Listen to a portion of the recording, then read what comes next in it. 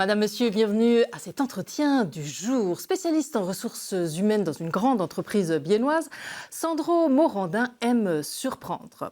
Sur scène, dans la troupe Saint-Imania par exemple, et désormais avec un nouveau projet d'escape room, ou salle d'évasion en français, à Saint-Imier. Celui qui fut animateur chorégraphe a décidé de vous surprendre à huis clos. Comment ? Eh bien, on va le lui demander. Sandro Morandin, bienvenue et bonsoir. Bonsoir. Alors, est-ce qu'il ne faudrait pas être un peu sadique pour pouvoir enfermer des gens dans des salles ? Alors peut-être, on a peut-être cet aspect-là, mais en fait, moi, ce qui me passionne surtout, c'est l'humain. D'ailleurs, je travaille dans les ressources humaines.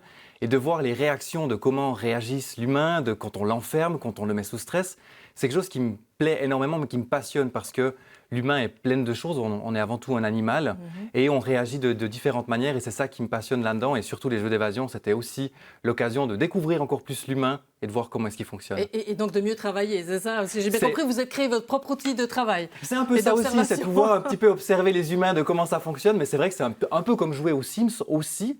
Mais c'est vrai que de pouvoir voir comment fonctionne l'humain, c'est quelque chose qui est assez sympa. Mais quand même, de vouloir prendre des gens, de les mettre dans une salle et puis de dire maintenant vous vous débrouillez pour sortir de là, il faut être aussi un petit peu fou, avoir des idées un peu folles. Alors, il faut aussi être assez fou pour s'enfermer soi-même. C'est vrai que moi, j'ai été pas mal enfermé avant d'enfermer les gens. Donc, c'est vrai que j'avais aussi envie de pouvoir donner cette chance à des gens d'être enfermés, plutôt que ce soit moi qui sois enfermé, et de proposer justement cette offre-là ailleurs. Ouais, ça veut dire que vous avez écumé toutes les escape rooms de la région pour voir ce qui se faisait ? Alors effectivement, dans la région, j'en ai fait pas mal. On va toujours avec l'équipe des escapes à Villeray aussi. On va toujours à Paris, en Nolay-Nouvelle-An, faire des escapes aussi là-bas.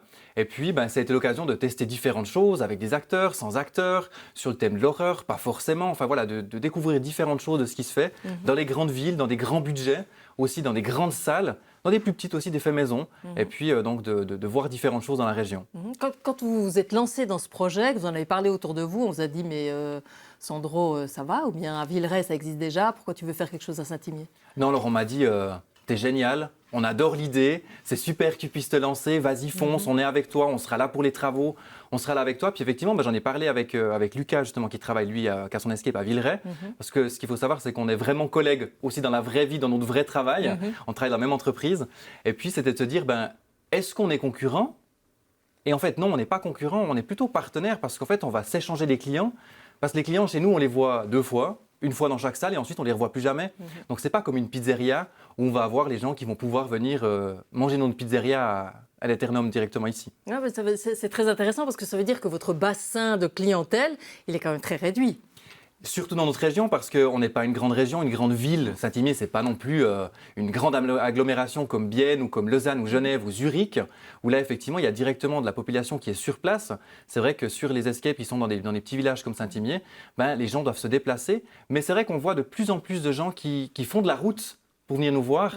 À Villeray, j'ai eu des gens, quand j'ai fait Game Master aussi à Villeray, des gens qui viennent un dimanche matin à 10h depuis Genève pour venir faire ces escapes-là parce qu'ils ont envie de voir d'autres choses et puis d'aller encore plus loin. Donc c'est vrai que les férus d'escape vont se déplacer. Alors vous proposez maintenant 2 salles, 2 scénarios différents. Un qui nous emmène dans un univers un peu dystopique et puis l'autre qui nous emmène dans un monde magique. Ces deux univers, déjà quelle a été votre idée de base, quelle source d'inspiration et puis surtout après comment vous avez construit en fait tout ça. Alors tout d'abord, si je devais créer quelque chose, je me suis toujours dit que je partirais sur le monde du spectacle parce qu'avec Saint-Imania aussi, c'est quelque chose qui a toujours fait partie de ma vie. Et le monde de la magie, de l'illusion, rapidement, c'était devenu sur Houdini, le célèbre illusionniste Harry Houdini. Et puis, donc l'Académie Houdini, c'est devenu assez normal et assez simple pour moi de faire une déduction par rapport à cette salle. La deuxième salle, ça a été un thème, on va dire, populaire. Les zombies, ça a toujours parlé à tout le monde. Avec les différentes séries qu'on a pu voir, les zombies, ça parle toujours à tout le monde, à toutes les générations. On aime bien ça. Et puis, c'est vrai que c'était quelque chose de simple. Après, ce qu'il faut savoir, c'est que je ne suis pas le créateur de ces salles-là. C'est que c'est une entreprise externe qui s'occupe de concevoir des salles. Donc, c'est des comédiens, des artistes, des décorateurs de films, de cinéma. Enfin, voilà, des gens qui sont spécialisés dans différents domaines et qui font depuis 10 ans des escapes qu'on retrouve d'ailleurs un peu partout en Suisse.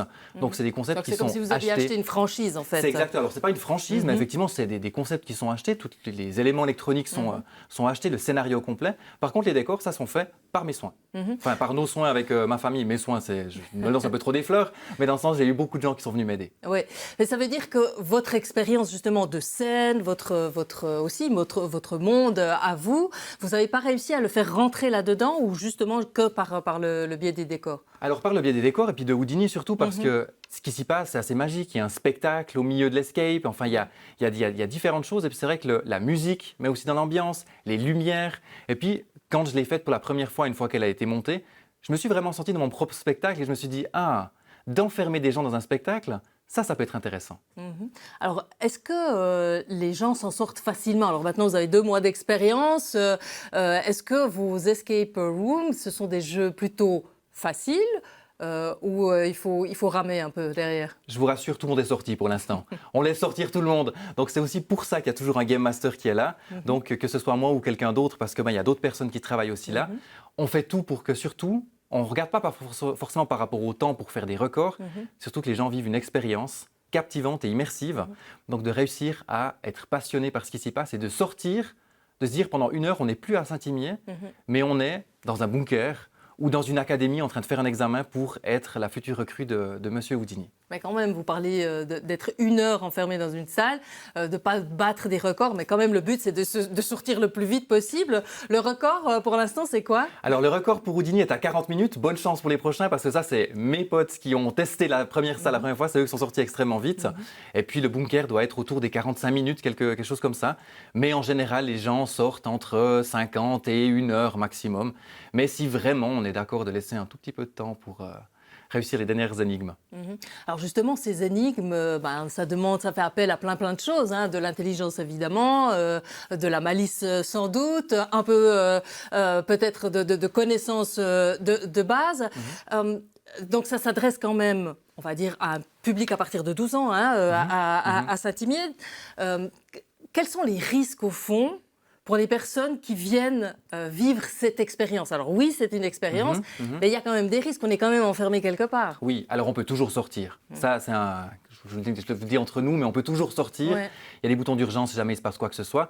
Mais c'est pour ça qu'il y a toujours un game master qui est là, parce qu'on est là pour les aider. Si vraiment ils sont coincés, on est là pour les aider, parce que le but principal, c'est que les gens ne se frustrent pas, les gens prennent du plaisir. Et quand on bute sur quelque chose, c'est là où on risque de perdre cette expérience et cette immersion, parce qu'on a les gens qui s'énervent. Et ce n'est pas le but. Donc on est là aussi pour vous donner les indices, pour vous donner les énigmes. On ne donne pas forcément les réponses, mais on donne des pistes en disant « allez chercher là, regardez ça, est-ce que vous avez vu qu'il y a ça ?» Donc pour essayer un petit peu de les aider pour que cette expérience se passe le mieux possible et qu'on sorte le plus vite possible aussi. Est-ce que vous avez déjà eu des gens qui se sont retrouvés à l'extérieur en vous disant « mais plus jamais de ma vie, je vais me faire enfermer » Heureusement pas, heureusement pas. Non, tous les gens qui sont sortis pour l'instant ont dit que les décors étaient incroyables, qu'ils ont passé un super moment, qu'ils ont beaucoup aimé, que l'immersion est vraiment complète. Donc voilà, c'est vrai que les gens il y a des très très bons retours pour l'instant, donc je suis Alors, très bon content. retour, il y a du public qui est là. Ça veut dire que vous avez quand même fait un investissement de base, vous avez pris un risque financier. Oui. Aujourd'hui, combien de séances pour que ce soit rentable? Pour l'instant, ce que je peux vous dire, c'est que je suis rassuré par rapport aux réservations que j'ai eues et puis par rapport depuis l'ouverture. Mais ce qu'il faut se dire, c'est que voilà, les beaux jours arrivent. C'est clair qu'on préfère être dehors sur une terrasse qu'être enfermé dans une salle. Donc c'est vrai que les mois d'été, c'est toujours les mois les plus compliqués. Mais on se rattrapera avec septembre, octobre, novembre, en espérant qu'il ne fasse pas trop moche parce qu'on aime quand même bien les terrasses, mais en espérant qu'il fasse très moche quand même pour que les gens puissent venir s'enfermer. Et avec de nouveaux projets dans la tête, d'autres escape rooms à rajouter à celle-ci? Alors justement, j'ai la place pour faire une 3e salle. Donc c'était un local que j'avais prévu justement pour pouvoir agrandir si vraiment. On va déjà un petit peu rembourser la banque parce que sinon ça va être compliqué. Mais effectivement, c'est prévu d'ici quelques temps, d'ici une année et demie, de pouvoir construire une 3e salle. C'est ça. Sandro Morandin, merci beaucoup de nous avoir ouvert un peu l'univers de ces salles d'évasion. Et puis, bonne évasion à vous alors. Merci beaucoup. Voilà, c'en est tout pour cet entretien du jour. Merci de l'avoir suivi et à la semaine prochaine sur Télébilingue.